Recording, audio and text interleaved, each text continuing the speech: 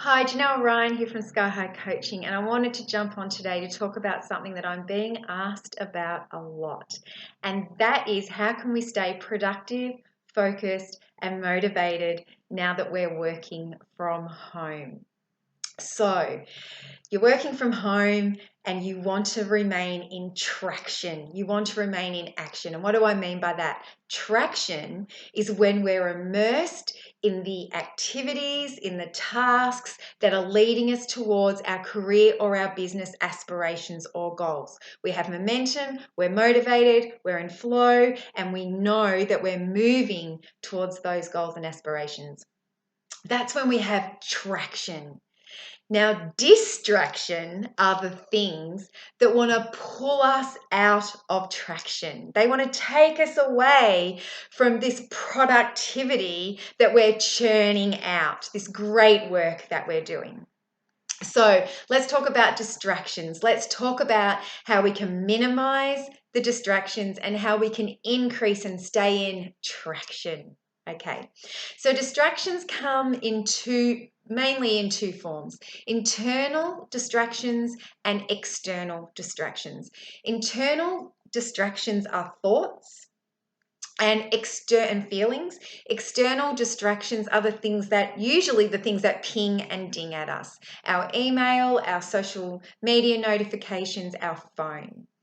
Okay, so you may be thinking, I'm working at home now, and why does it feel like there's more distractions? Distractions aren't new. We had them in our workplace, right? Why does it feel like there's more of them right now? Because there is. We have more internal and external distractions right now than we had a month or so ago. Why is that? Because the world is in a state of uncertainty and there's heightened tension and anxiety. So we're all tending to have more anxious or worrisome thoughts than we had before. You might now be worried about whether you have a job tomorrow, whether your spouse has a job tomorrow, whether your elderly parents are going to stay healthy, whether your children are going to be able to cope with homeschooling, whether you're going to be able to pay your mortgage in next month or 2 months' time. Those thoughts may not have been there a month or 2 months ago. So there is an increase in internal distractions. There's also an increase in external distractions. So things like the news. Some of us are now reading or watching the news more than we did before because we want to stay more informed. We may be receiving more communication from our clients or our bosses than we ever before, the organization we work for, as they pivot and they change the way they do business. So we're also working from home, and our partners and our spouses might be too, and we're also homeschooling kids.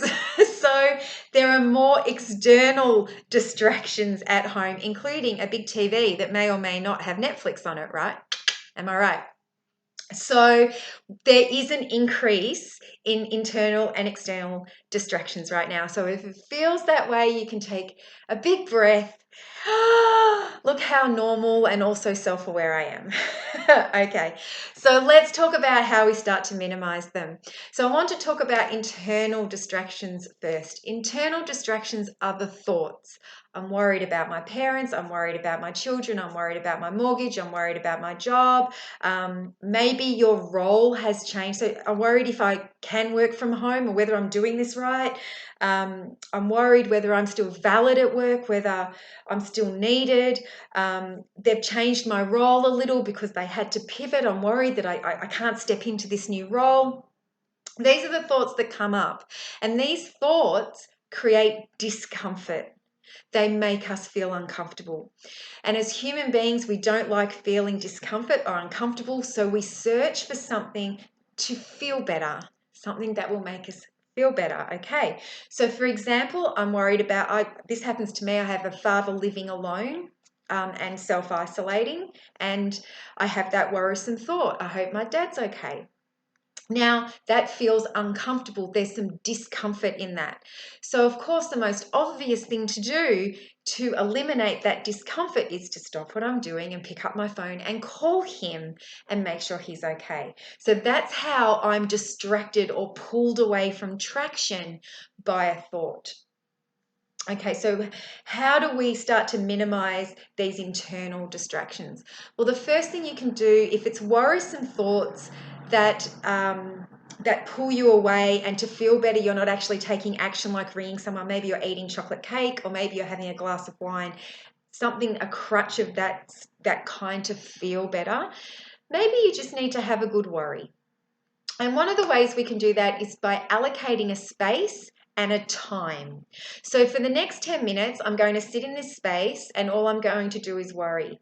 That is all I'm going to do. That's all I'm allowed to do. I'm not going to read a book. I'm not going to talk to anyone. I can't have my phone on me. I'm just going to worry. Okay? Give your mind time to do that, and permission to do that. Okay, so that's one thing you can do. The other thing you can do is start to master your thoughts and your emotions. So turn inwards, start to get curious. This worrisome thought comes up over and over and over. Why am I having it? Grab a journal, grab a notebook, grab a piece of paper, start to ask yourself some questions. This thought comes up. Is there any pattern to when it comes up? Is it a certain amount, a certain time of the day? Have I been talking to someone in particular?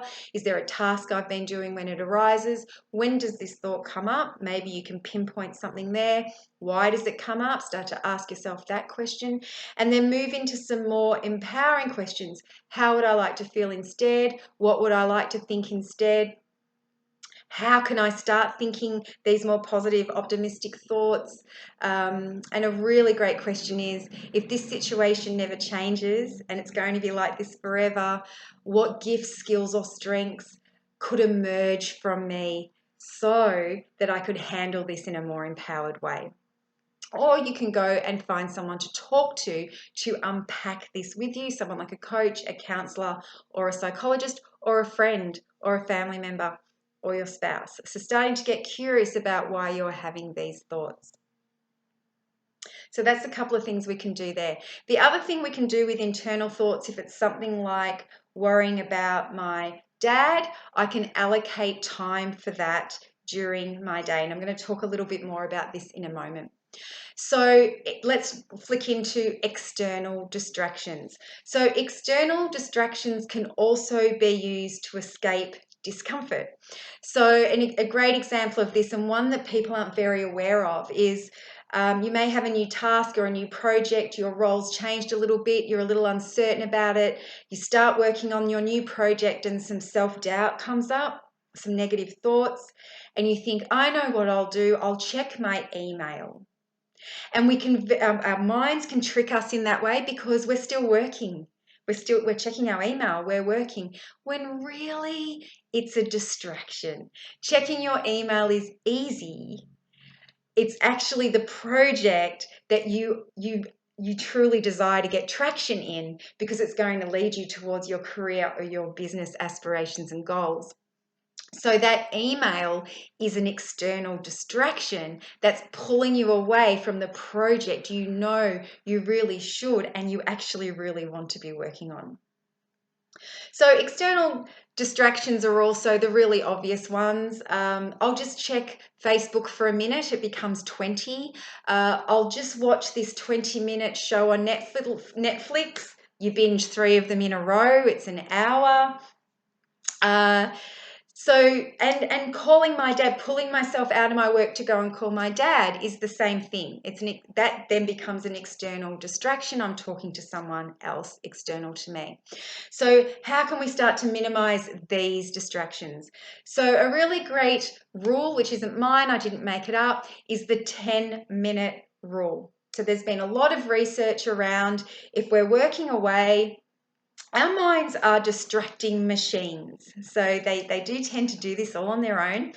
So we're working away and we've got really good momentum, and we have a thought of something that we know would distract us from what we're doing and pull us out of our traction. Whether it's go and watch this thing on Netflix, or go and ring your parents, or go and check on your kids, or go and make a snack, go for a walk. It could even be something healthy, go for a walk or go for a run or do some yoga. It's not the time to do it. You really want to stay immersed in what you're doing. So you look at your clock and you tell yourself in 10 minutes, I'm allowed to do that thing. I'm just going to keep doing my work, and in 10 minutes, I'm allowed to go for that run, eat that cake, play with the dog, call my parent, check on my kids, whatever it is.